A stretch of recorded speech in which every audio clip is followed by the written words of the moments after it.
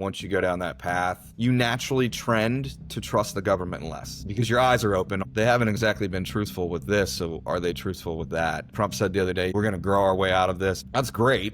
If you can do it, they've ran the numbers and it's next to impossible. Who can you trust? What can you do? But at the end of the day, I just think it's a matter of financial survival. Things are inevitably going to get worse regardless. When I worked in politics, I had to read a lot of legislation and there's just so much pork in it. It's such nonsense. You would have to do something really drastic to make a real effect. At this point, it's like the snowball rolling down a hill. Like, can we stop rolling at this point?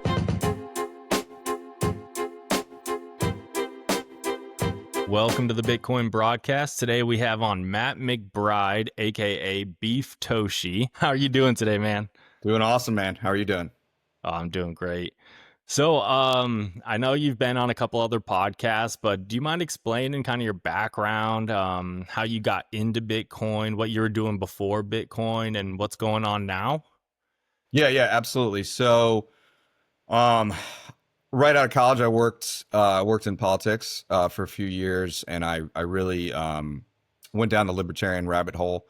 Ron Paul was running for president at the time, and that kind of led me down this path to read about, freedom and sound money and everything else. And that kind of led me to my base understanding of sound money. Obviously, Ron Paul was a big gold guy, and eventually it led me down the path to Bitcoin. And I held ETH for like a couple years, and then finally it hit me, and I was like, "What am I doing?" So I've been in Bitcoin ever since 2019, really, and just been stacking ever since. And I recently left my corporate career to just pursue something in Bitcoin and try to figure out where I want to go next. And thankfully, Bitcoin has allowed me to do that. Oh, that's awesome. I mean, same here. Yeah, when I found it, I was like, I want to do something in Bitcoin because I couldn't stop talking about it. It's just how it goes. It's like a little disease in your head that you can't stop talking about. Oh yeah. I've noticed you do this thing rucking for Bitcoin. What the heck is that? Yeah, so that all started when I have two children. I have a 3-year-old and an almost 4-month-old son. And when he was born, I had 2 weeks off from my job, and obviously just spending time with my wife and him, and really just had a lot of time to think about what I was doing career wise, what made me happy, and I really just came to the conclusion that I didn't want to wake up every day and not do something that I was proud of, because I didn't want my kids to grow up with me not being proud of what I was doing. So I kind of shifted away from full-time work, and I was doing remote only, and then eventually I hit a breaking point, and I was like, I can't work this job anymore. I really need to pursue what I want to do. And Rucking for Bitcoin was kind of how that started. It started as just me walking and rucking, for exercise, and it's very meditative for me. I really enjoy doing it. I go to different places, different scenery, and I just spent those rucks really deep in thought about life, and Bitcoin was always involved because it's such a core part of my life now. And so I just made those videos, and in the beginning, I was kind of looking to get noticed by like Bitcoin companies, and I did have some success. I got some contract work here and there, and I had some interviews with some big Bitcoin players, but nothing full time has come of that. So I've kind of switched it kind of from rucking for a Bitcoin job to just rucking for Bitcoin because I'm just kind of going where the waves take me right now, and I know that that Bitcoin will be a part of that. Nice. Yeah, same. I mean, I'm doing the exact same thing. That's why I started this. That's why I'm trying to build something of my own. But have you ever been to a Bitcoin conference? Because that's like one of my next goals, like do some networking there. Yeah, Have you ever been to 100%. one? I want to. So maybe we can do something together. Yeah, dude. Because it's been on my radar for a long time, and then they had a BTC in DC conference, just I think it was just this past week or 2 weeks ago, and I used to work in DC. I'm an hour outside, but just with the new baby, it it just wasn't going to happen. You know, time commitment to taking care of him. But yeah, absolutely. In the near future, I'll be going for sure. Nice. Yeah, I just thought I'd bring that up because I'm like, if you're that interested in Bitcoin, those types of things can be just great for networking. And I've seen people post like, "Are there any Bitcoin jobs?" And I'm like, it's kind of hard to find because it's so niche. But I feel like once you get more involved in that kind of stuff, it can just kind of grow organically. So thought I'll throw that out there. Yeah, for But sure. And one piece of that, just because I have kind of been on that journey for anyone else who might be considering that, like I would say don't be intimidated if you don't have a software background. Like there are other positions that they're looking for, and even though I haven't found the perfect fit just yet, I've had some really good conversations with really cool people in the space. So don't be afraid to put yourself out there. yeah, oh, 100%. I mean, I don't have like a tech background, an engineering background. Like when it comes to technology, I'm like the retard. I like always have to ask my wife like how some things work cuz she has like been in corporate for so long and I'm just like she just like understands how software works, different softwares. And so every time I like have to do something I'm like, I call her IT. She's my IT. And so I'm like, dude, there's so many things that you can do in Bitcoin. Like I've talked to so many people that I mean they just sell merch. There's like people Mhm. that just do, advertising for them. Like it's crazy what you can get involved in. So I agree. And I think there's plenty of stuff out there and you can always create your own thing. Yeah, So 100%. Yeah, like what you're doing, super cool. You know, I watched a couple of your episodes before this, and just awesome. It's like, um, I help Walker America out with his Bitcoin podcast, and he always says there's not enough Bitcoin podcasters, or there's too many Bitcoin podcasters, or whatever. But really, if we're trying to orange pill the world, the more information, the better.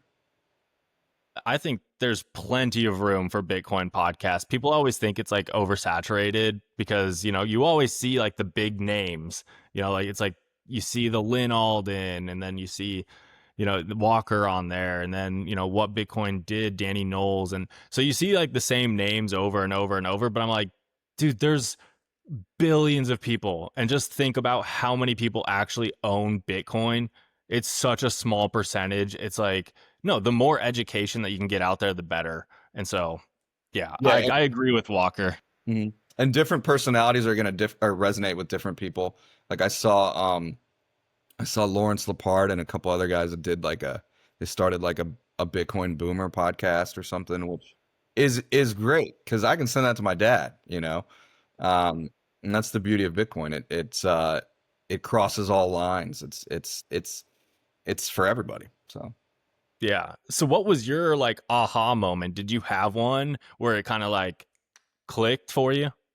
yeah, yeah, definitely. I mean, we talked before this. We're basically the same age, millennials, out of college. I would say for I don't know 7 8 years out of college, I was working my ass off and climbing the ladder and moving to different areas, and kind of just chasing the money and the opportunity, and I still couldn't save any money. I I owned my home. I had a mortgage, and I even got the first time home buyer discount and everything. And I would look at my savings account, and it would never go above $1,000. And it wasn't because I was spending lavishly. I was living like a normal mid 20s, early 30s person, but I just couldn't get ahead. And then um, just through more research and reading, and really it really was the podcast for me. I for my career that I left, I was in construction, and so I was driving around in a truck all day. So I could listen to Bitcoin podcasts all day. I was stopping at job sites, just going around DC and just consuming Bitcoin content 24/7. So, Dude, uh, that's yeah. so funny. So Cuz I did hardwood, part of it huh? was I was getting paid to learn about Bitcoin. And then eventually, stacking my ass off, I was eventually able to just say, I don't want to do this anymore. Dude, that's so funny. That's such a similar story to mine because I did hardwood floors for 6 years. And when you're doing hardwood floors, you kind of do it on your own. Like it was my dad's business, so he would be in another room, like installing or sanding or finishing, and I would have headphones on, and I would consume like 6 to 8 hours of podcasts a day because I was just working, just listening to podcasts, trying to educate myself on Bitcoin as much as possible. So that's kind of funny that that Yeah, happens. and I feel like it's not unique. There's so many other people out there. They're just like us. Yeah. So backing up, you said you were in politics. What exactly does that mean? Because just like in Bitcoin, there's a lot of different jobs. Yeah. In politics, it's pretty much endless. There's like useless jobs, and then there's like people that you actually see doing stuff. What did you do in politics? Yeah, and this honestly, I guess I forgot to mention this. This is a big part of what led me to Bitcoin. Because I graduated college in 2013 and I kind of stumbled into a political science degree. I changed my major like 8 times. And I figured out that I was good at it. I started working on campaigns and worked my way up to being a campaign manager at the state level. And I was just good at it. I was good at the job, and I just kind of chased opportunity after that, and I worked for some nonprofits, kind of like on the lobbying side of things. I worked for a state representative down in Central Florida for a couple years. So I was really ingrained in the local and state side of politics, but everything trickles down from the national level. Um, and it's funny because I left like right in 2016 when Donald Trump got elected the first time, and it was kind of easy for me to leave because it was so crazy. Um, and I was always like, I worked for Ron Paul right out of college, so I was always a libertarian minded guy working on the Republican side of politics. So I never truly felt at home. I would help write policy and speak on behalf of candidates and elected officials about issues, and I wouldn't necessarily always agree with what I was saying or writing. um, and it just the stars kind of aligned for me to just pursue a different career, and I had connections in the construction industry, but really just the madness of 2016, and it was never who I truly was. So I just felt fake doing it. And that's kind of, right after that is when I really started digging deeper into Bitcoin. And once like I mentioned, once I couldn't save any money, that paired with my, libertarian mindset, it was an obvious match. So, once I understood what Bitcoin was and that it was freedom technology, that's always the statement that's stuck with me the most is freedom technology, and being self-sovereign. It was just, once I was in, I wasn't going anywhere else. Yeah, I don't know how you could be a Bitcoiner and a politician. It seems like contradictory. Even though we need it, I'm like, dude, I'm not the guy for that. I don't know who's going to be the guy for that. I mean, I know that Trump and his cabinet are pro Bitcoin and pro crypto or whatever. But it's going to take a special person to get in there and actually have like the libertarian mindset that a lot of Bitcoiners have, and also a politician, because just like you said, when you're in that role, you're saying things that you don't believe. Hmm. And let's be honest, most politicians, there's no way they believe half the shit they say. Like, there's no way. And so, yeah, I don't know who's going to do that, but what are your thoughts on this new kind of crypto Bitcoin run with a new cabinet that is, they're trying to pass like or they did pass the Genius Act. Hmm. Do you know anything about that? Hmm. Yeah, I everything like Bitcoin is inevitable, right? For everyone, whether you're an individual, an institution, a government, like it, it's inevitable, and that's it just came to fruition, I think, quicker than people were anticipating.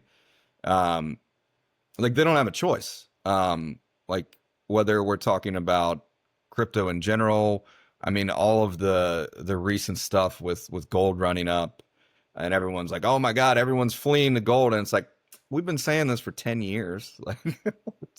Like, you know, you're just catching on to this trade, and um, I just it will continue to trend that direction because whether you're a company or a government, if you want to operate efficiently and effectively, there's this glorious new asset out there that can kind of fix the shitstorm that you've started. So I think Bitcoin is inevitable, and we're just seeing it in real time. Yeah, I'm excited. I mean, they kind of have to talk about it now because there is such a big wave of us that have been kind of noisy. We've been kind of quiet for a while, but we've been kind of noisy ever since, they started attacking it, trying to bring up things like banning Bitcoin. And you're like, wait a minute, what the fuck are you doing? Like, why are we even talking about banning Bitcoin? Like, we're not China. Like, this is ridiculous. And so I do agree that more people will get into it in politics, but I'm glad that they have to talk about it now because we are going to be a bigger and bigger voting block. Hmm. And I mean, our future kind of depends on it. Uh, once you realize. What are your thoughts on the SBR and the United States potentially holding Bitcoin as, in their treasury? What are your thoughts on that? Same thing. I think it's inevitable. Um, like you mentioned, more people are becoming Bitcoiners every day. And once you go down that path, it you naturally trend to trust the government less because your eyes are open on this one issue of money. And then you're like, oh, well, they haven't exactly been truthful with this, so are they truthful with that? But from a financial standpoint, I haven't seen any other alternatives laid out that would help us as a country. Trump said the other day, he said we're going to grow our way out of this, or maybe it was Besson, I can't remember, but one of them said we're going to grow our way out of this. And that's great if you can do it. It's pretty when you run the numbers, and there's math folks out there who are better than me at running those numbers, but they've ran the numbers, and it's next to impossible. I mean, there is a reality where AI has exponential effects and can really assist with that. And I'm hopeful for that, and I'm optimistic for that. But the easy answer is staring you in the face, and it's sound money. You do the SBR because it's good for everyone. Um, I mean, I never put anything past it. Like, we're still waiting on Fort Knox to be audited. Who can you trust? What can you do? But at the end of the day, I just think it's a matter of financial survival. Um, they kind of have to do it, or things are going to get worse, and things are inevitably going to get worse regardless. But they can at least help the situation a little bit with the SBR. Yeah, I agree. And I mean, the national debt is just like absurd at 37 trillion or whatever. It's like, what are we doing? Like, there's literally no point. And right now, it's like, oh, the government shut down. And I saw this quote. I wrote it down right before we started recording, and it was like, the government shutdown is just two groups of people arguing over how they will spend the money they stole from you. And I was like, that's so true. They're just sitting there like, no, we want this and we want that. And it's like, wait, that's our fucking money. Hmm. And it's like, Yeah, and I will say what that when I worked in politics, I had to read a lot of legislation, and there's just so much pork in it. Like it's if you really read through it, it's like it's a bridge in this town, and a retirement community in this town, and investments in synchronized stoplights in this town, and it's like a memorial for this politician. For it's just it's such nonsense, and I don't necessarily have an answer on how to fix it, but okay, I was going to ask. yeah, I mean, you really have to change the structure of the entire system. I mean, there you would need campaign finance law changes. You would need term limits. You would have to do something really drastic to make a real effect. And at this point, it's kind of like the snowball rolling down a hill. Like, can we stop rolling at this point, or are we're just gonna try and not kill everyone when we hit the bottom of the mountain? I think it's inevitable. Like, there's nothing we can do because first of all, the people in Congress have to be the ones to change it, which means they have to basically fire themselves, cut their salary, or basically kind of say like their job is pointless because we don't need them. And I don't see that happening. So, I mean, yeah, I agree with you. But one thing that's been popping up a lot is how the UK is kind of tinkering, you could say, or trying to get digital IDs. And earlier you were talking about how Bitcoin, self sovereignty, freedom, and digital IDs are already being brought up. And I thought this was maybe like years down the road when I first heard about it. And now it seems like, a Western country, a developed country is already like, it's go time. Let's get the digital IDs. How do you think that that could come to the US? Um, what are your opinions on that? No, no, not unless a lot of things change really quickly. I mean, I'm for one, I'm not surprised that the UK and Europe overall have trended in this direction. They've been headed down this dark path for a very long time, and I will say anyone out there who's never read the book 1984 should read it. That book had an effect on me in terms of trusting government and kind of seeing the writing on the wall and then reading the tea leaves about, oh, what does this lead to? It had a profound effect on me as far as surveillance goes, for sure. And granted, it's fiction, but there are so many parallels that you can see from that book with something like digital IDs that you can track. And we I think it was the WEF lady or the Euro Bank lady, Christine Lagarde. Yeah. She was saying she was using China as like a shining example of how this can be successful. And I was like, woman, we need to lock you in a closet. Get out of here. Yeah, no, it's ridiculous.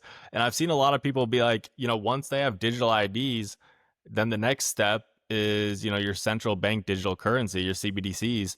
And then it's kind of game over for your citizens because now they can track you, they can control your money. And what do you do at that point? It's like, and I think that's a really important thing with Bitcoin is that once you go down the Bitcoin rabbit hole, you kind of learn about these things unintentionally. It's not like you go seek what a CBDC is, but you're going down the rabbit hole and you just like find it and you're like, maybe this isn't a good idea. Like maybe we should stay away from this. And I do worry that, something like that could happen here, but hopefully it doesn't.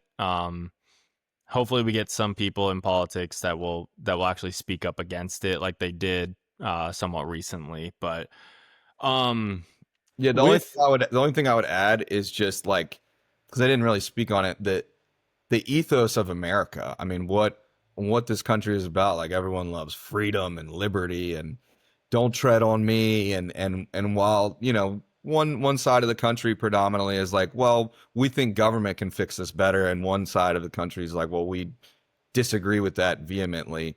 There is a level of patriotism on both sides underneath everything that I do think something as sinister as a digital ID that can be tracked, paired with a CBDC and bank accounts and social credit scores. I'm optimistic that we won't get there in this country specifically. Every other country on the planet, I'm not quite sure. That's fair. That's a fair assessment. um so with you being a father, you have two kids. How do you see how do you like basically raising two kids? Are you bringing up Bitcoin? I know they're young. um do you plan on bringing up these what you've learned and teaching them about Bitcoin? Are you stacking Bitcoin for them for their future generations and things like that?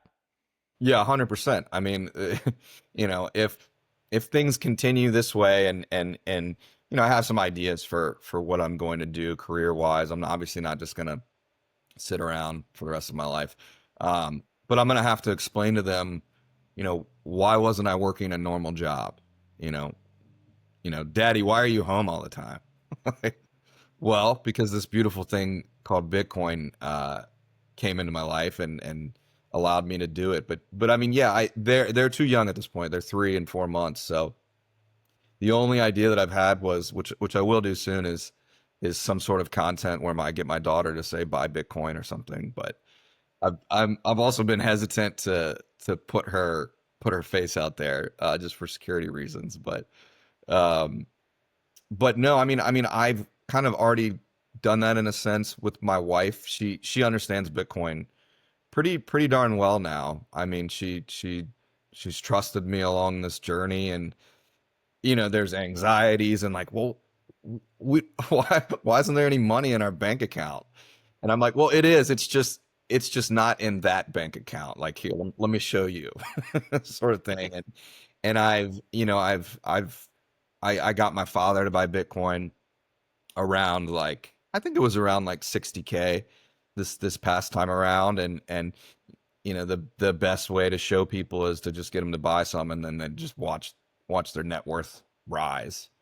Um, that was kind of a convoluted answer, but No, it's fine. No, I got my dad to buy Bitcoin. I feel like older generations are a little tougher to get to buy.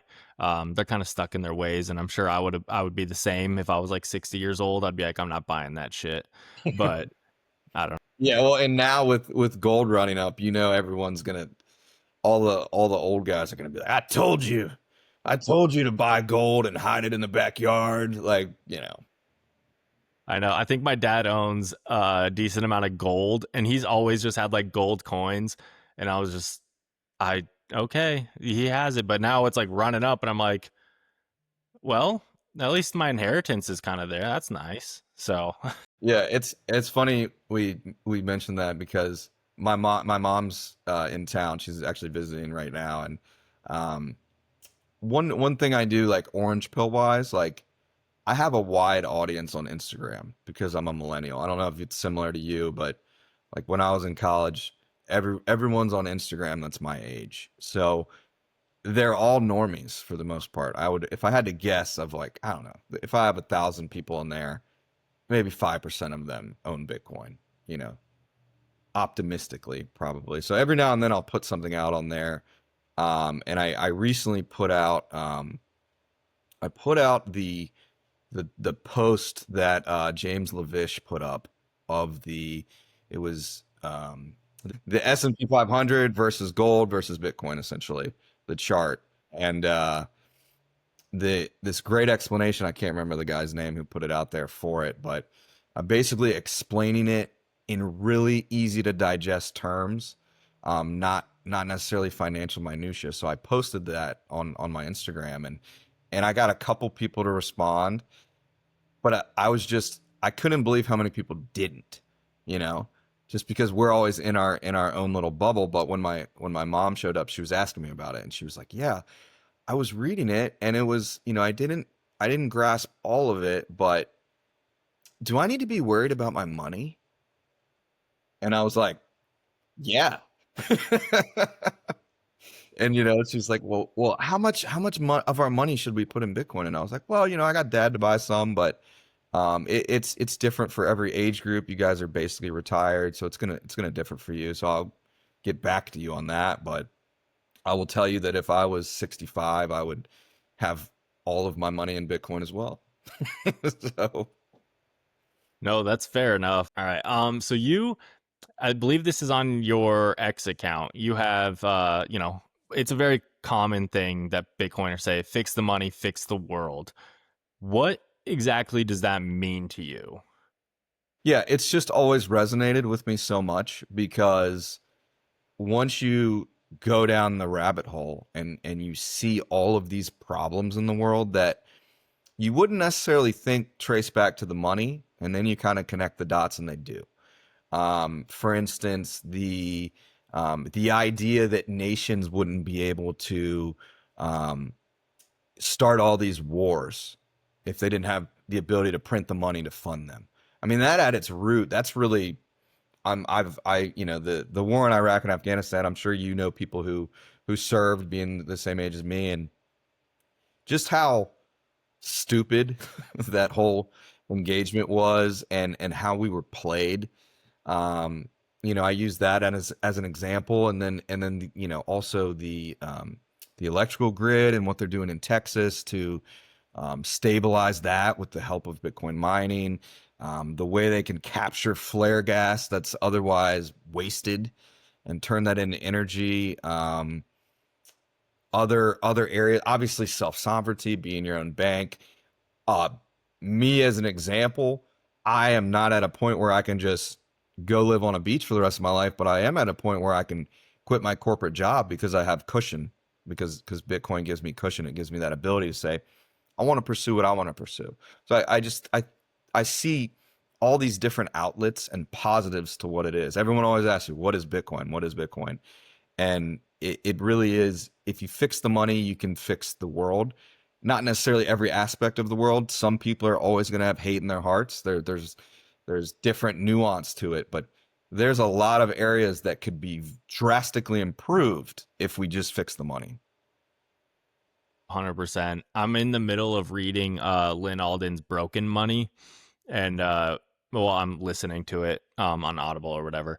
But she was just going through talking about, what if a government had to come to its citizens and be like, "Hey guys, so we're gonna go to war with Iraq, and you guys are gonna pay for it, and we're gonna up your taxes 10% this year, and maybe 20% next year, and we're gonna keep doing that until this war is over."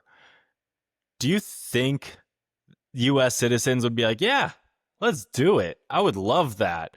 And so, yeah, fix the money, fix the world. I'm like, it pisses me off when they can print ungodly amounts of money and there's zero accountability for it.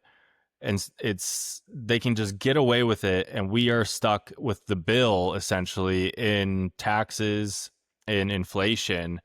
And that, I think that's really important.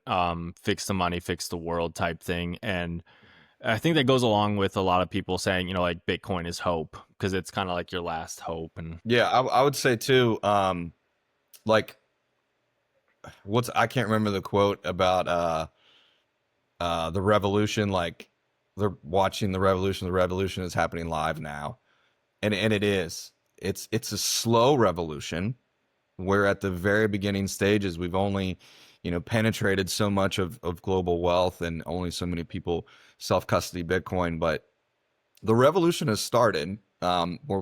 It's not turning back. I mean, if we know anything about Bitcoiners, it's that they're going to hold, and they're going to continue to fight the good fight for sound money. So I'm super optimistic about where that's headed, where the rest of the world um, reacts to it, and where non-Bitcoiners who just want to fight it, where they end up. I don't know. I wish them well, but nothing stops this train, right? there you go. So since you are millennial, you're like me, and it's investing has changed 100% for me. Um, the only things that I have are Bitcoin, and then my wife has a 401k. How do you view investing these days? Like, do you still do 401k, or even owning a house feels different? How do you view those things now? Yeah. I stopped. Well, obviously, I'm not working for a company right now, but the past few years I didn't contribute to my 401k, just from running the numbers. I knew that I could outperform it. One, just by holding Bitcoin, but I transferred old 401ks to a Roth, and I was lucky enough to be on the MicroStrategy train early on, and um, it was such a learning experience for me. I taught myself how to trade options and generate income, and um, so we have retirement accounts, my wife and I, that I've been managing for a few years, and really just going down the Bitcoin rabbit hole, and then kind of that leading me to um, further look on how investing works, and how you can really supercharge your family's financial plan. Um, you know, I was able to like 3 or 4x our accounts in a couple years, and it's like the S&P is giving you 12%. So anyone out there who's like, oh no, that's too risky. Like, I'm just going to do the 401k match. No, you're shooting yourself in the foot. Like, there is a way out of this system. You just have to do it. Um, but as far as I mean, what we do, I do try to, I have to be slightly diversified just for safety purposes, but I'm obviously irresponsibly long Bitcoin.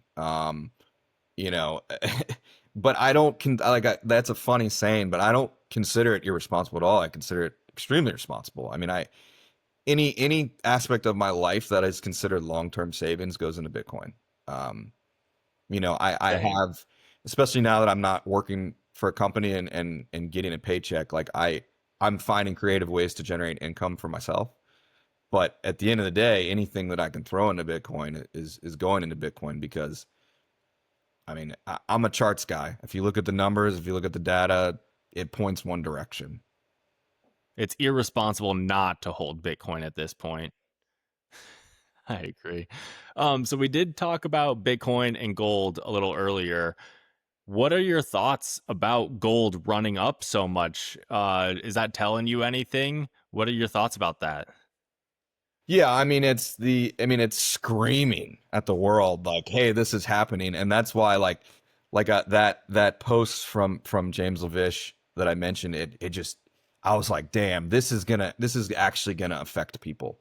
And my mother read it partly because she's my mother. However, the fact that she had that question and that realization, like, do I need to worry about my money? Like, that's the world is clicking on to that sentiment. And gold screaming up is part of that. Like, we know that China's been stacking the heck out of gold for a while now. They're a big reason for the run up, and now you're getting FOMO and you're getting everything else. But at the end of the day, Bitcoin is better than gold um, for a number of reasons. Um, and I do think that, like, if you watch CNBC today, they're talking about gold, which they never talked about gold before. You have talking heads saying, "Oh, this is gold's outperforming S&P the last 50 years," or whatever the stat is. Um, so I think people are getting lost in that. I do because at the end of the day, do I, as a individual in the United States of America, just want to hold a bunch of gold? No, that's not going to do anything for me. And I understand the gold bugs and their sentiment. Oh, you should hold Bitcoin and gold. But for me, as a 35-year-old, I have no reason to hold gold. It's just it does nothing for my family. No, I agree. I mean, once you learn about sound money and you learn the properties of it, and then you're like, why would I hold gold over Bitcoin? Like, there's no every time I think about trying to buy gold, I'm just like, why would I do that? I'm totally for if people want to buy gold, go for it because it's doing well. And I think it will continue to do well. I'm not a gold hater. I'm just more of like, if I'm going to buy something like it, why not just get the Bitcoin? Get But the better version. Like, yeah, you know. yeah, let's get version two. Let's get V2. Mhm.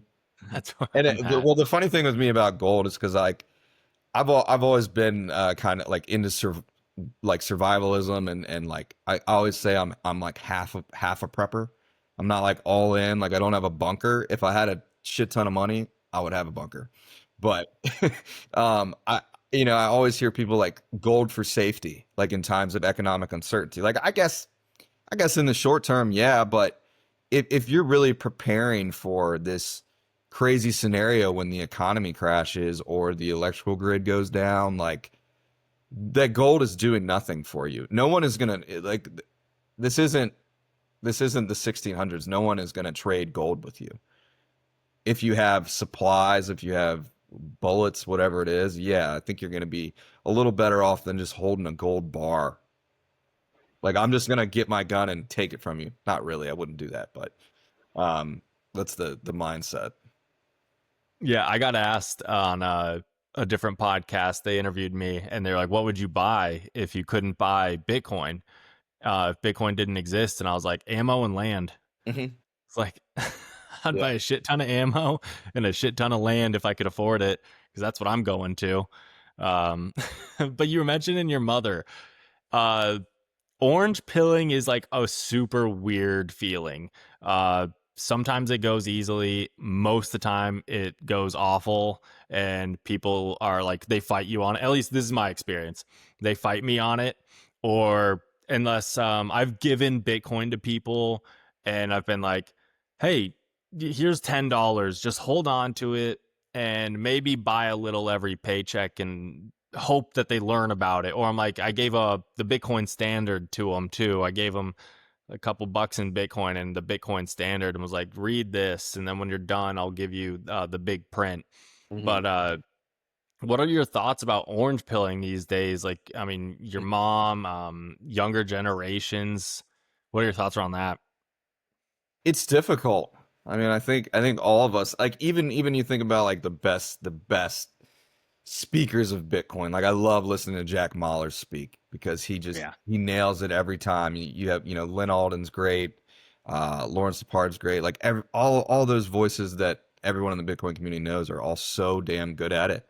And they reach people, but it's hard to reach normal people.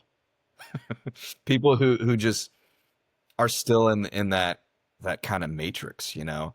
And I've always focused on what works best for me, and that's numbers and data and charts, and it's like simple charts that just show the decline of the dollar versus Bitcoin and explaining the idea of scarcity and why it matters. And um it's different with everyone, but I really think that especially in the United States of America, to get through to the most people, it's all based on how they're struggling financially, and they don't know they're struggling.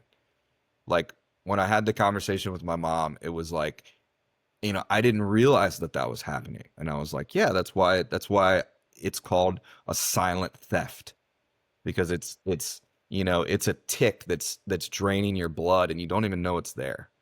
Um, so I really think it's a slow wake up for people, but eventually they kind of hit their breaking point, and I think a lot more people are hitting it now, for sure. Everything is so much more expensive, and I hear it from my friends, especially friends who aren't as well off financially as me. I'll hear it from them, and I'll just be like, "Yeah, man, I don't feel it. I don't feel it because I've been saving in Bitcoin since 2019." I mean, I get it. Everything's more expensive, and I'm pissed when I go buy steaks and they're ridiculously priced, but um, I don't feel it to the same extent. And I truly want to spread this joy to the world. That was the whole reason why I started Rucking for Bitcoin, because I was like, this thing's amazing, and I want to bring it to people. Um, and I just unfortunately I think people have to feel pain before they can come to the realization. Yeah, I think people in the United States are one of the toughest demographics to orange pill because, dude, like most of us grew up pretty well compared to the rest of the world. It's like, sure, you can compare neighborhood to neighborhood, but like if you live in America, like you're pretty blessed. And I mean, it's amazing to be living here. And then to get told that your money is shit and that your government is lying to you and everything that you've been told is a lie, it takes a mind shift change. Yeah, And they have no idea. They have yeah, absolutely no idea that it's happening. no, it's frustrating. And but no, I agree with you. I think it is. I mean, the data, the charts, those are great resources. Yeah, like the diminishing dollar is once you see that, especially compared to different objects, you're like, holy shit. You're like, is my house really going up or is the dollar just going down? Yeah, that And that's one that's super relative to millennials, especially too, because a lot of us have homes now, or we've bought homes in the past 10 years, and rates have gone up, and I've owned a house before this, and I sold it, and at the time I kind of knew Bitcoin, not nowhere near to the extent that I do now, and I was like so excited that I sold it for a profit.